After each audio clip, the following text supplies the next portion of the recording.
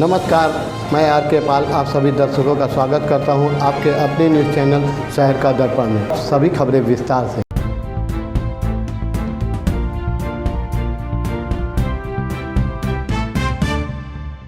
लखनऊ में आज warriors defence academy के द्वारा आज कारगिल विजय दिवस समारोह के अवसर एक कार्यक्रम का आयोजन किया गया, जिसमें कारगिल युद्ध के दौरान शहीद हुए नायकों की बहादुरी और वीरता के लिए उन्हें श्रद्धांजलि दी गई, जिसमें मुख्य अतिथि के रूप में परिवहन मंत्री दयाशंकर सिंह मौजूद रहे। इस अवसर पर शहीदों के परिवार को सम्मानित भी किया गया। साथ ही स्कूल के बच्चों द्वारा कई कार्यक्रम भी किए गए। वहीं एक कार्यक्रम ने आए हुए अतिथियों का मन भावुक कर दिया, जिसमें बच्चों के द्वारा कारगिल की LLD दहाई का नाटक के माध्यम से स्टेज पर किया था। आइए देखते हमारे संवाददाता की रिपोर्ट।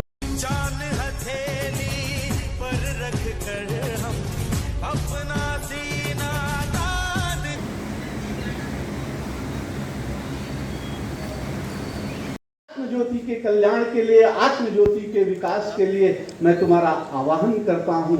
आओ हमारे सभागार में पधारो। भारतीय संस्कृति जिसमें झलक रही है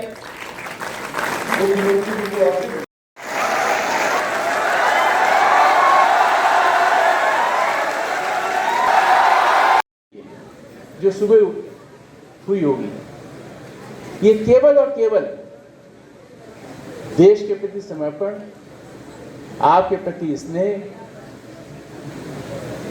और विशेष रूप से आज के इस महान विजय दिवस पे जो उल्लास का वातावरण है उसमें सम्मिलित होने हम लोग बीच में आए। मैं हृदय से उनका आभार व्यक्त करता हूं कि आप हमारे बीच में आए, आपने समय दिया। आज मैं मान उत्साहित करने वाले थे, और अब जो आपके बीच में कार्यक्रम होने वाला है वो निश्चित रूप से एक बहुत विशिष्ट कार्यक्रम है, तो हृदय तक छू लेता है। मैं माननीय डैश से अनुरोध करूंगा कि वो नीचे स्थान ग्रहण करें। आज तक आप देखते आए हैं, सुनते आए हैं, आज आपको प्रत्यक्ष देखने का अवसर।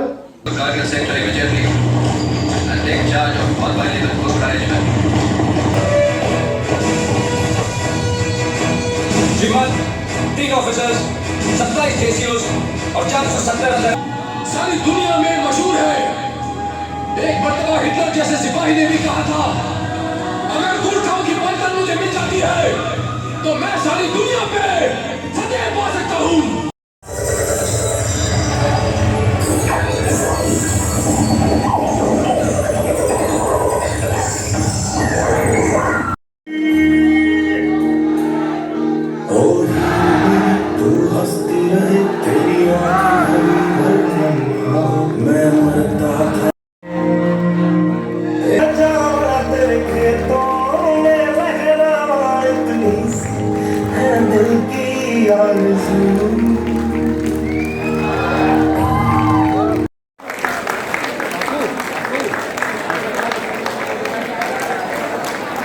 सभी बच्चे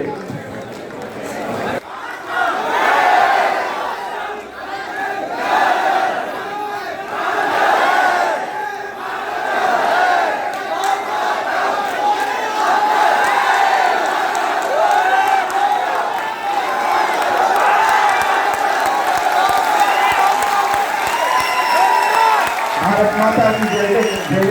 इसलिए गुरु में जो अपने आप को लीन कर लेगा तो आप ये समझिए कि उसको पीछे मुड़ करके नहीं देखना। और दूसरी बात मैं एक और कहकर अपनी बात समाप्त करूंगा।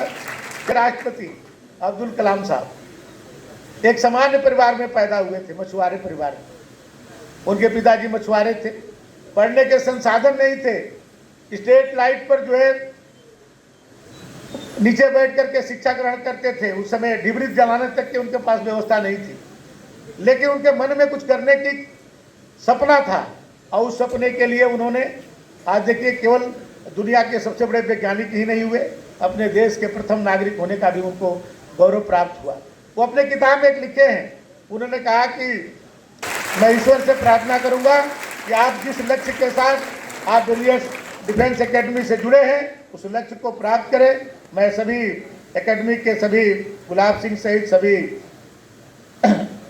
प्रतिनिधियों को मैं धन्यवाद देता हूं कि उन्होंने मुझे आने का यहाँ। आज कारगिल शहीद विजय दिवस के इस अवसर पे अपने वॉरियर्स डिफेंस एकेडमी लखनऊ द्वारा यह आयोजित कार्यक्रम था, जिसमें लखनऊ में और उत्तर प्रदेश में रहने वाले अपने शहीद परिवारों को सम्मानित किया गया और जो उस समय कारगिल युद्ध में कहीं न कहीं भाग लिए थे ऐसे अधिकारियों को भी आज सम्मानित किया गया और एकेडमिक के बच्चों को एक प्रेरणादायी आज कार्यक्रम हुआ है।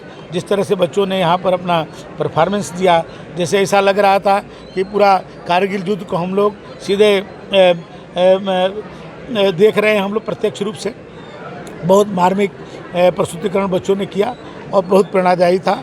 यहाँ के जो बच्चे इसे प्रेरणा लेकर के देश के लिए काम करने के लिए आगे निकलेंगे, देश के हित में काम करेंगे, ऐसा आज वॉरियर डिफेंस द्वारा इतना बड़ा कार्यक्रम किया जा रहा है, क्या कहना चाहेंगे? आज हमारा ये बहुत बड़ा सौभाग्य है कि कारगिल विजय दिवस के उपलक्ष्य पे हमने एक कार्यक्रम आयोजित किया और उन जवानों को, उन अधिकारियों को हमें मौका मिला या उन वीर नारियों को हमें मौका मिला सम्मानित करने का, जिन्होंने कारगिल विजय वार में अपना हिस्सा लिया था और बहुत अहम रोल निभाया था भारत की जीत में। तो आज वॉरियर्स डिफेंस एकेडमी की तरफ से एक बड़ा ऑर्गेनाइजेशन किया गया, जिसमें हमारे मुख्य अतिथि के रूप में दयाशंकर सिंह जी, जो उत्तर प्रदेश के परिवहन मंत्री जी हैं, वो आए। बहुत सारे रिटायर्ड ऑफिसर्स हमारे बीच में थे, गेस्ट थे सारे, जो उनके पेरेंट्स को बुलाए गए थे और साथ में हमारे ढेर सारे बच्चे थे, हमारे टीचर्स थे। सब ने मिलकर ये आयोजन इसीलिए किया गया, जो देशभक्ति की भावना हमारे पूर्वजों ने हमारे अंदर डाली है। जिस तरीके से उन्होंने अपने आप को नहीं देखा, सेना में निरंतर मेहनत करते करते अपने प्राणों की बलिदानी दे दी। ऐसे शुरू कर देंगे। जिस तरीके से उन्होंने अपने प्राणों की बलिदानी दी और माँ भारती की सेवा करते करते शहीद हो गए। हम सभी को नमन करते हैं और पूरे देशवासियों से अपील करते हैं कि जब भी कभी ऐसा फंक्शन हो, आप सभी ज़रूर निकलिए ऐसे कार्यक्रमों के लिए, क्योंकि इससे हमें उत्साह मिलता है, हमारे अंदर एकता की भावना डेवलप होती है और देश के लिए कुछ कर गुजर जाने की भावना डेवलप होती है। बच्चों द्वारा कारगिल का कार्यक्रम किया गया था, ऐसा लग रहा है ये असलियत हो रहा है, इसके बारे में क्या कहना चाहिए बच्चों को? ये बच्चों का जो एक इंस्पिरेशन, चूँकि वॉरियर्स डिफेंस एकेडमी में सभी बच्चे फ़ौज की तैयारी कर रहे हैं, तो वो पहले अपने अंदर वो फील करते हैं कि मुझे देश के लिए रक्षा करना है। तो मैं भी जब कार्यक्रम को देख रहा था आज, तो मैंने ये चीज़ देखी, जब भी मैं आज कार्यक्रम को देख रहा था तो मैंने ये चीज़ देखी कि ऐसा लग रहा था कि लाइव परफॉर्मेंस चल रहा है। वो कारगिल युद्ध जो कई सालों पहले भारत में हुआ, आज वो हम लाइव देखने का मौका पा रहे हैं। वो सिर्फ इसलिए संभव हो पाया क्योंकि वो बच्चे अपने अंदर देश भावना से भरे हुए हैं। वो देश की सेवा के लिए एकदम तत्पर है कि बस मुझे एक मौका मिलना चाहिए, मैं देश की सेवा करूँ। और निश्चित तौर पर मैं ऐसे सभी विद्यार्थियों को उज्जवल भविष्य की कामना करता हूँ। ऐसे सभी विद्यार्थी देश की सेवा एकदम निश्चित रूप से करेंगे। कारगिल के शहीद के घर वालों को सम्मानित किया गया, उसके विषय में क्या कहना चाहेंगे? ये हमारा परम सौभाग्य है कि हमने कारगिल में शहीद या कारगिल में लड़े हुए अधिकारियों या जेसीओज़ को आज सम्मानित करने का अवसर मिला।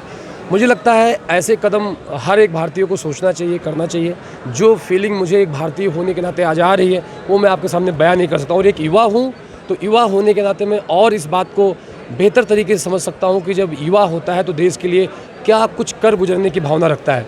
तो ये हमारे लिए बहुत बड़ा सौभाग्य था जो आज मुझे मौका मिला कि मैंने कारगिल में लड़े हुए जवानों को स्वागत किया या उनके परिवारों को जो शहीद हो गए अपना सर्वोच्च कंफ्यूज देखते रहिए शहर का दर्पण न्यूज़, क्योंकि खबरों की नब्ज पहचानते हैं हम। फिर अगले बुलेटिन में मुलाकात होगी, तब तक के लिए नमस्कार।